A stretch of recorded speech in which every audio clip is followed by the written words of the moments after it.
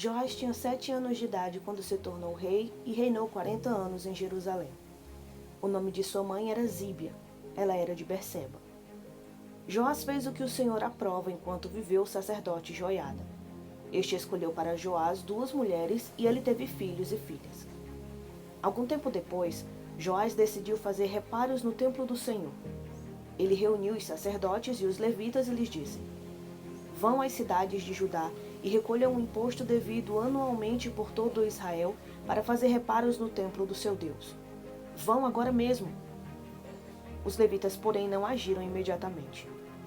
Por isso o rei convocou Joiada, o sumo sacerdote, e lhe perguntou: Por que você não exigiu que os levitas trouxessem de Judá e de Jerusalém um imposto determinado por Moisés, servo do Senhor, e pela Assembleia de Israel para a tenda da Arca da Aliança?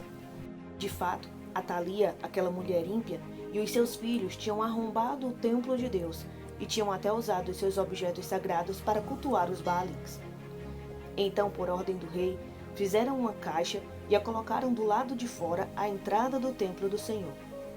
Fez-se a seguir uma proclamação em Judá e em Jerusalém para que trouxessem ao Senhor o imposto que Moisés, servo de Deus, havia exigido de Israel no deserto. Todos os líderes e todo o povo trouxeram com alegria as suas contribuições, colocando-as na caixa até enchê-la. Sempre que os levitas levavam a caixa até os supervisores do rei, e estes viam que havia muita prata, o secretário real e o oficial do sumo sacerdote esvaziavam-na e a levavam de volta. Fazendo isso regularmente, ajuntaram uma grande quantidade de prata. O rei e Joiada entregavam essa prata aos homens que executavam os trabalhos necessários no templo do Senhor. Eles contratavam pedreiros, carpinteiros e também operários que trabalhavam em ferro e em bronze para restaurarem o templo do Senhor. Os homens encarregados do trabalho eram diligentes, o que garantia o progresso da obra da reforma. Eles reconstruíram o templo de Deus de acordo com o modelo original e o reforçaram. Quando terminaram, trouxeram o restante da prata ao rei e à Joiada, e com ela foram feitos utensílios para o templo do Senhor, utensílios para o serviço e para os holocaustos, além de tigelas e outros objetos de ouro e de prata. Enquanto Joiada viveu, holocaustos foram apresentados continuamente no templo do Senhor. Joiada morreu com idade avançada, com 130 anos.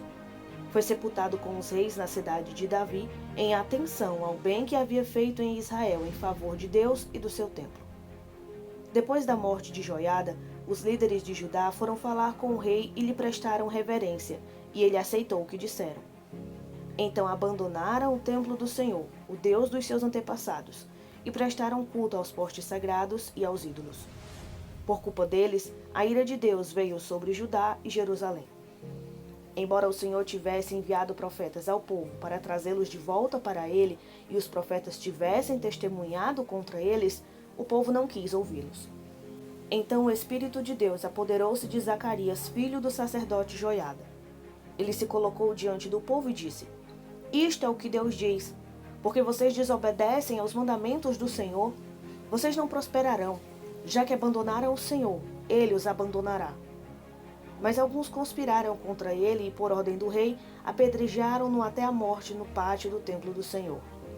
O rei Joás não levou em conta que Joiada, pai de Zacarias, tinha sido bondoso com ele e matou seu filho. Este, ao morrer, exclamou: Veja isto, o Senhor, e faça justiça. Na virada do ano, o exército arameu marchou contra Joás. Invadiu Judá e Jerusalém. Matou todos os líderes do povo e enviou para Damasco, ao seu rei, tudo o que saqueou. Embora o exército arameu fosse pequeno, o Senhor entregou nas mãos dele um exército muito maior, pois Judá terá abandonado o Senhor, o Deus dos seus antepassados. Assim um juízo foi executado sobre Joás. Quando os arameus foram embora, deixaram Joás seriamente ferido.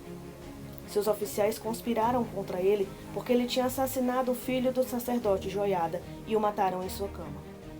Assim ele morreu e foi sepultado na cidade de Davi, mas não no túmulo dos reis. Os que conspiraram contra ele foram Zabade, filho da amonita Simeate, e Jeozabade, filho da moabita Sinrite.